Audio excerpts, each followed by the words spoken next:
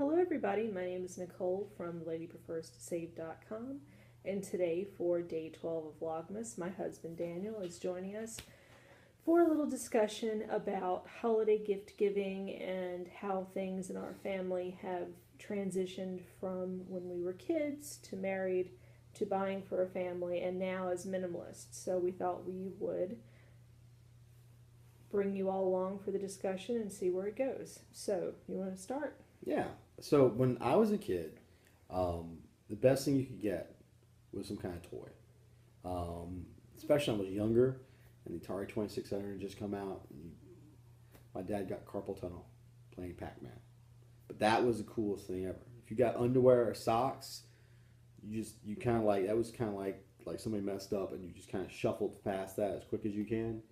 And the first thing that pops in my head is whenever you buy me like some PJs or some slippers, I'm like, yes. But when I was like 10 or 7, I was like, oh my God, why would you buy this for me? But now it's like, oh my God, thank you. I needed this. That's a major change for me. In case everyone did not know, my husband is a decade older than I, so this is something pertinent to him. I, however, grew up in the 1990s. I didn't have Atari, and I don't believe in my lifetime there's ever been a time before internet access, so things were a little bit different. Early on, I remember a lot of commercialism by way of cartoons, particularly Saturday morning cartoons, whether that be for cereal or gifts or whatever the latest thing is. And the two biggest crazes I can remember from being a kid were the Tickle Me Elmo craze and the Furby craze. I remember these were things that I just, for some reason, thought that I really needed. And in particular, I remember asking for 2 Furbies so that they could talk to one another. I remember that. And I didn't want them to clash with the carpet in my room. So since I had burgundy carpeting, I asked for a black and white Furby, and then the other color choices that I would accept would be beige, black, or white, but I didn't want the grayish blue periwinkle one because for some reason I thought he wasn't on trend. So I do remember that. And then I remember the year that the Tickle Me Elmo sold out. So my grandmother went to JCPenney's and she bought a Tickle Me Elmo sweatshirt. Yeah. But the cool thing about it was it had this pouch right here where the battery pack that was inverted inside. And I didn't know that you were supposed to take it out because I was maybe 10. Well, I washed it. So at first, Elmo sounded like Elmo, like the puppeteer. And then after 2 or 3 washings, he sounded like Darth Vader. So at that point, it got donated. So that was the last biggest Christmas dread that I had. You got your hands on. I know. He was like Darth Elmo. Yeah, it was kind of creepy. Darth Elmo. Stalker me Elmo. It was horrible. That's bad. It was really bad, you know. Now as you said, I'm sure. I mean, it was horrifying. It's just like Mommy, you on Elf of the Shelf. You know what? I got another. I do. I have another story, a childhood story. Okay. I got one. Okay. When I was 5 or 6 years old, and I'm going to tell this story because my grandmother has passed away, because otherwise I couldn't utter this because this one made her mad. Okay, I saw on these commercials on Nickelodeon for My Kid Sister. Well, My Kid Sister was very popular. Too popular, in fact. And so my grandmother, who didn't want to disappoint me, kind of forgot that this was something that I wanted, apparently went to the toy store after all the ones that I had wanted had been, accounted for. And so she thought, well, you know what? If My Kid Sister is a great gift, My Kid Buddy is a better gift. Yes, my grandmother brought home Chucky. But it gets better. I was afraid of this doll. I didn't like it. That was the only present that I ever knew what it was in the package, and I refused to open it Christmas morning. I remember hiding this doll in my closet. I wanted nothing to do with it. Well, my uncle got a hold of this doll, and I remember a few months later waking up in the middle of the night to use the bathroom, and the doll was protruding somewhat under the bed. And at that point forward, whenever I would get out of bed in the morning or to go to the bathroom, I would leap out of bed because I didn't want anybody to touch my feet. So that was another fun Christmas gift from a childhood. Merry Christmas, Chucky. Yeah, she did. Now, in her defense, they were made by the same company. This was a old school Catholic grandmother. This wasn't a woman who watched a lot of horror movies, so this really wasn't her thing. Mm-hmm. And she legitimately thought this was a great gift, and in her defense, I can see, thinking, okay, well, they don't have blue, so I can buy purple, epic fail in terms of a gift. That would be epic fail. I would think that's the last big craze kind of thing. Daniel would probably have a lot more than I would. Usually, if I ask him what he wants, he's exacting. I want the Extron 5000K. I mean, he knows exactly what he wants to read in terms of what he wants to play for a video game or what have you. So it's a little bit easier to buy for Daniel. Me, on the other hand, starting from the time I was probably a teenager, I became very particular about things. I would say a good journal, a quite good robe, whatever that means. I still don't know what that means, but... Shoe polish. I did. I used to ask for shoe polish. I think my grandmother told Daniel that story, too. Shoe polish. I used to ask for shoe polish because when I was in high school, the big craze wore white No. Adidas? No. Hold on. I'm only 33. I shouldn't have this problem. Okay. White Reebok Classics. That was it. Yeah. Because they had like a little chain on the side. And so you had to keep them white. So I wanted that white Nurse Ratchet shoe polish, the one that's got the applicator at the bottom that you paint on, kind of like whiteout. So I used to ask for that. Let's see, what's some other stuff I used to ask for? Oh, what are those Ghirardelli candies? Oh, those are good. Yeah, the and the Ghirardelli. Ferrero Rocher. I used to ask for that. When we first got married, that's what I'd get you all the time, the Ferrero Rocher. Because you had you like that. The hazelnut, that stuff's good. So now that I have PCOS, that's something else I don't ask for and you anymore. don't like it? Wouldn't you say that they did something with the chocolate or something? Ferrero Rocher? Something? They are not a non-GMO company, so I'll leave it at that. Yeah. So it's something I no longer ask for. Now... Which just sucks for me because that was easy to get for you all the time. So I have to find some new candy that is GMO or is non-GMO. No GMO. No, I don't want that. It's no. non-GMO. Oh, I have enough health problems. Yeah, so it's got to be non-GMO, but something you like. So okay. We'll go there. When I was first married and my grandmother lived with us, I think a lot, pre-kids, pre-fuzzies kind of thing, I think most of our gifts revolved around her. Yeah.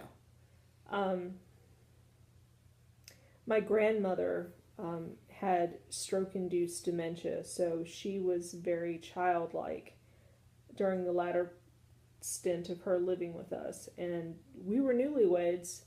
She was very infantile at times, so we did a lot of things to placate her. We went into a lot of debt at Christmas to make sure that she had whatever she needed. Christmas. We and she big wanted presents and big stuff. And I don't regret that. No. The amount of money spent looking back on this in the thousands was quite ridiculous. Mm-hmm. But I don't regret the moments you had with her because of it. Yeah. Yeah. It was the times we had when she was happy. It was very nice. Let me tell you, we had wonderful gifts. We, whatever meat and cheese sets and clothing and furniture and things of that sort. And then for Daniel and I personally, because there was no more money, we had Dollar Tree ornaments and ate Dollar Tree appetizers and wrapped our boxes in Dollar Tree wrapping paper and then stuffed it in Dollar Tree trash bags. It was very, very low key and very low budget. I remember that year right before Christmas, I was very excited the first year we were married because I found a free piano on Craigslist. And so one of Daniel's friends and he put a piano on the back of a truck. Little truck. Little truck. Kind of like one of those little Toyotas that you scratch off the T. This was a huge, O, in 1930s. and it just says yo on the back. That's how small the truck was. It just said yo. A Toyota, 1930s player piano on the back of a truck. This was something coming in, and I'm not trying to rat out my friend, but both of us were former military with an emphasis on the former, trying to move the piano. It wasn't a pretty sight. We got it in. I remember just being excited about having a mini tree on top of the piano and the gifts on the piano. And my mother-in-law, who is still thankfully with us, and she may or may not see this video, but I'm going to tell a little story on her. She saw the player piano and she thought she would purchase something for me so that, because the area that the piano went in the house was a little drafty, she thought she was buying me some kind of shawl or prayer shawl to wear while playing said piano. Unfortunately, she had purchased a table runner, and she gifted me a beautiful piece. It was a very nice piece. It was actually from the Smithsonian collection, which probably should have been a clue, but in my mind, in my more vain days, I thought my mother-in-law was calling me fat, like, buy it by the bolt at the Georgia Tenton awning store. So I was a little offended that my mother-in-law insisted that I, for Christmas dinner, should wear a table runner. Mm-hmm. Yeah, that wasn't a great... That and the art book you got that same year. Oh, yeah. I was a double major in poli-sci. I was pre-law, and my secondary degree was in European art history. And so my mother-in-law wrapped up that table runner in a coffee table book about the Louvre. And in the inscription on the in the first page, she wrote, "Here's to learning an introduction to art history." Shade, my friends. Given to a woman who actually spent how long in France doing art reconstruction? 2 semesters. 2 semesters in France. So, yeah. It wasn't the most appropriate gift. No. Probably wasn't. I could see her striking at the idea, but striking out completely on the presentation. It was not good. So. Yeah. Now, going back to that business about the Furbies, as you're older, do you ever look at stuff on, like, we go to Walmart or go to some of these places and see this and go, man, I want that? No. Yeah. So you completely change. Never. No. In fact, usually when I first walk into Walmart, because as a minimalist, I try to be more zero waste and not waste paper. I always have my iPad with me because it's my list. So usually I spend my time thumbing through Ibotta or some kind of savings app or looking at what I need to purchase, and it kind of, it almost makes me itch. It's just too people-y. There's too many people and things going on, and frankly, when did we go back to the toy department? It's Never, a rarity. Never. We go back sometimes. We hook through, like we go to. But when we go into the toy department, we're going there for a specific person, like, we're going for our child, or we're going for your nephew or somebody. We're not going just to kind of browse around, so it's usually not on my radar to look at those, because why would you want to shop at Walmart when you can shop on Amazon? Yeah, much cheaper. And no people. It's 2 people. 2 people. In terms of Christmases now, coming full circle, we have a 4-gift Christmas, which is a little bit different in the sense that, do you want to talk about it? Let's see. Let me see if I remember it. Mm-hmm. It's something you want, Mm-hmm. something you need, Yep. something to wear, Mm-hmm. something to read. That's right. 4 items. So. Now, I will say this. Daniel was kind enough several months ago to tell me what he wanted, and I actually had his gifts purchased by his birthday, which is in early November. Mm-hmm. Me, on the other hand, I'm waiting for my paycheck at the end of this month so I can go out and buy. And you still have to get me on a list, too. yeah, I never made a paycheck, and Daniel insisted that he needed to wait until he got paid so he could take his money instead of just going into savings or using cash. I guess he's just... That's just the way I do it. I've done it every year that way. Like, I wait until I get paid from school and then, whoosh, go out and buy your stuff. And do it all in one day. So. I'm strange like that. I would just take the money out of savings and go online and buy what I need and have it delivered, and the nice man in the brown truck comes in 2 days. That's how I like to do it. Yeah, but you also know where to go and all this stuff, and you, like, shark it. So, you're, like, hunting them down. So, she finds deals all the time.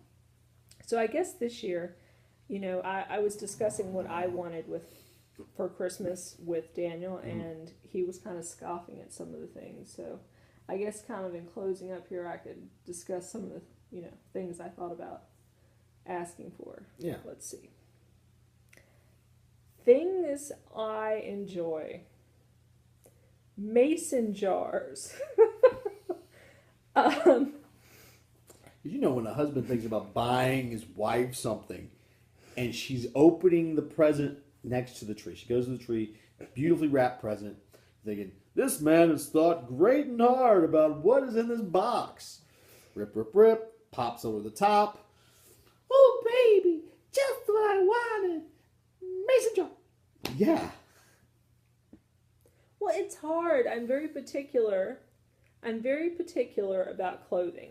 I've lost quite a bit of weight. I'm in between sizes. I still have quite a bit to go, but that's something to me that's very personal. I like to pick out my own clothing, and a lot of what I pick out I get on ThreadUp, so that's not really applicable for him to do that. Second thing, I'm very particular about jewelry. I don't wear a lot of it, but what I do wear, I want to go pick out. Whether that be earrings or a tennis bracelet or what have you, I want to pick out my own jewelry. I'm weird that way. I also like ethically sourced pieces. I don't like diamonds. I've missioned in Central Africa, and I've seen children that were affected by blood diamonds, and that's just not something that I personally advocate. And so I need to go to a jeweler. I want to see their accreditation. I need to see their mining licensure. I need to know where these products came from. Daniel would see something that glitters and bring it home. Shiny. So that's out. Yeah, it's out. Okay, so where are we at? Mason jars. Oh, okay. Journals that have no lines in them. That's right, no line journals on post-recycled paper. Good luck. Anything for my fuzzies. Exactly. Yeah, that's always a good one. But again, I was told I can't ask for something for someone else. Yeah. Gotta be for you. Then I thought about experience gifts, but I'll be honest, I'm not a fan of going to the movies. I've never been a big bowler. We live in a small town, like that big. Like, gotta travel to get to the Walmart. We don't have a Target. We don't have a Whole Foods. There's no Trader Joe's. There's no Fresh Market. What else don't we have? There's no Starbucks. There's no Starbucks. The closest Starbucks is 2 hours and 10 minutes away. In any direction. Yes. There is no Krispy Kreme. Just saying. Crispy Crack is whack. No Krispy Kreme. Well, it's not really. Yeah. I'd eat the whole box. I'd eat the box. Good. We didn't have Shipley's. Shipley's is good too. Again, 2 hours to Shipley's. I thought they had shipping paraphernalia, but no, it's donuts. It's donuts. It's good donuts. Good Mississippi Donut Company. So I can't ask for anything for the fuzzies. Don't know what to ask for in terms of experience. And a lot of the experience gifts that you would get on Groupon, they don't have in this area, so that's out. One of the few massage parlors in our county, I hate to use that term, they were recently indicted for things I shall not mention, so that's now off the table. I feel like when you get so handsy that you get caught up, we can't go to your place. You can enjoy your massage, but you can't enjoy your massage. That's too much. I can't. That's too much. Okay, I would ask for, say, a Bible, a journaling Bible, or my adult coloring books, but I do book reviews, so I get so many of them from the publisher for free that I couldn't ask for those. Your Jane Austen books with the nice covers. Yeah. You're still missing a couple, I know. Yeah, I don't think I have Emma. I think I have all of the rest, and that's one thing. When we went through the KonMari books, we got rid of about 90% of our books. But one of the few things that I have not digitized are my Jane Austen books. That's probably a good one. Yeah, we want stuff that when our kids get old enough to go through our library and look at books, then when they pull something down, they know that what they're pulling means something. It's not just a book on a shelf that we just kind of gathered these things Oh, together. Mr. Bennett! Yes, Mr. Bennett! Yes, we make fun of the Bennetts in a consistent way, specifically Mrs. Bennett and Mr. Bennett. So that's something we do. It's also something we enjoy is reading at night before we settle down for bed. We'll like sit and read to each other. I think we've already done Pride and Prejudice. We're currently reading one of my books. We're reading The Hobbit. It's been one of my favorites since I was really small. And the collection's like pretty wide. We got like Jane Austen. We got a really great faux leather copy of Treasure Island. Vegan leather. Vegan leather. It's not faux, it's vegan leather. Vegan leather. As he calls it, faux food. Yes. Faux the food. faux food movement. Yeah. Tastes just like bacon. Just eat bacon. Really. Anyway. He feels this way. This is off topic. I'll tell you why he doesn't. He doesn't like the faux food because I once ordered some snacks for the family from Abe's Market online. I had seen this, and it was supposed to be, this particular product was supposed to be the best thing for you, full of antioxidants, great for you, prevents prostate cancer. And in case you're wondering what this is, it was, what was it? It was the beet roll-ups. Yes, it was beet fruit jerky. When you think of taste, when you think of quality taste, of what you want in your mouth, when you want that experience, long, hard day, you want something, and you want something that's just going to fulfill you and say, hey, I've done something, and this is what I deserve. Big mouthful of beet. No. He also feels this way about most of the probiotics that I offer him. He didn't like elderberries. He has a not so nice name for cranberries that you will not repeat.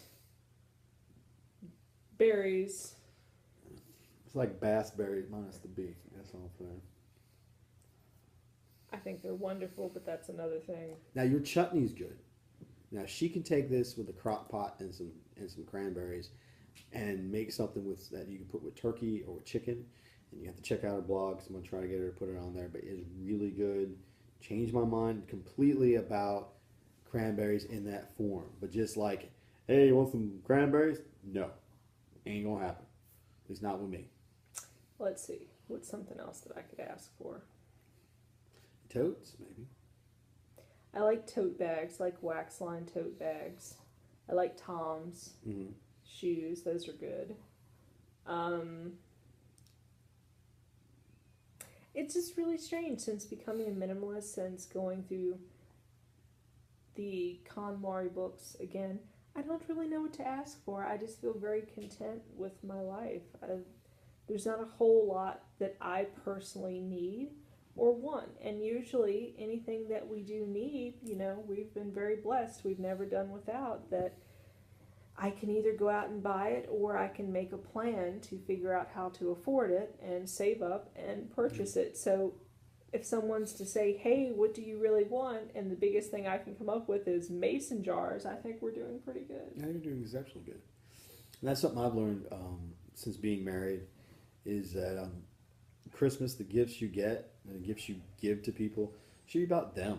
It shouldn't be about you. It shouldn't be that grandiose, you know, I want to be the guy that gets you the ring and the necklace and the thing and has it under the tree. The thing and the thing and the thing. The thing and the thing and the thing and the, you know, the thing in the place with the thing with the guy and, you know, him and, you know, that thing.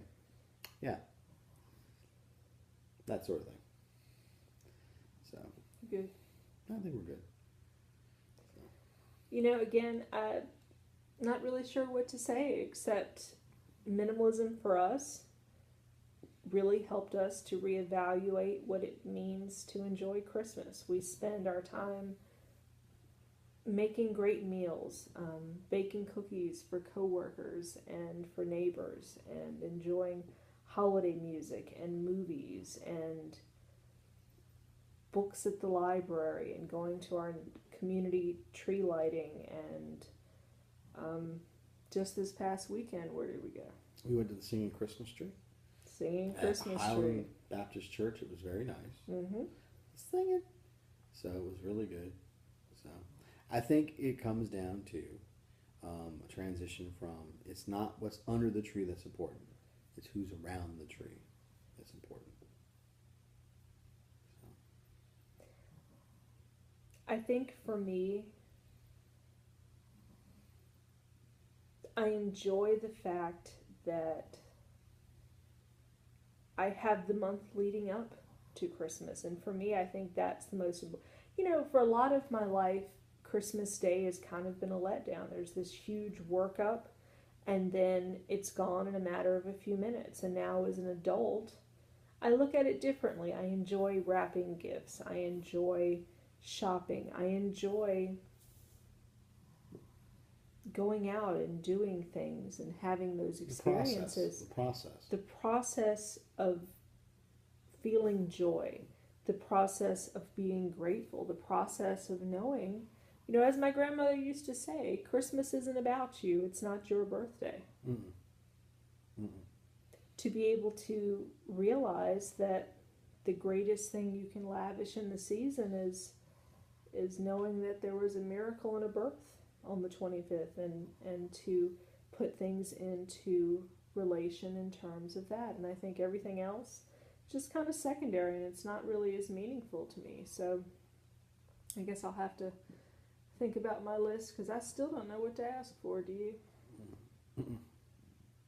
Well, you shouldn't ask for anything since all your stuff's done. All my stuff's done anyway, so I ain't gotta ask for nothing.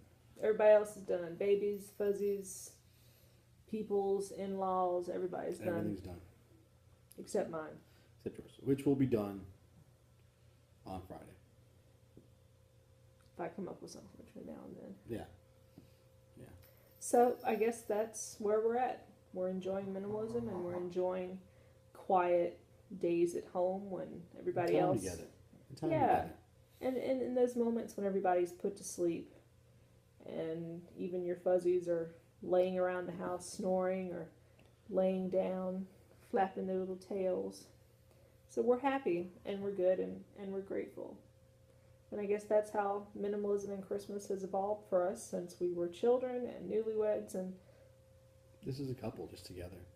Yeah. That's nice. It's been a nice 10 years. Yeah, good. It's wonderful 10 years. So we're and happy. It's so good. I can't even really, it's hard to think of times when I didn't have you in my life. It's almost like that. It's like, why even think about that? You say this now till you look at your honey-do list. It's coming. I'm sure. All right, so that's it from the Roberts again for Vlogmas on day 12. And thank you for tuning in. And if this has resonated for you, we'd love for you to subscribe and to hit that little bell icon in the center to get updates from the channel. And As always, we will be back tomorrow with another Vlogmas, and we hope you all are doing well, and we wish you a wonderful season. Good night, everybody. Night.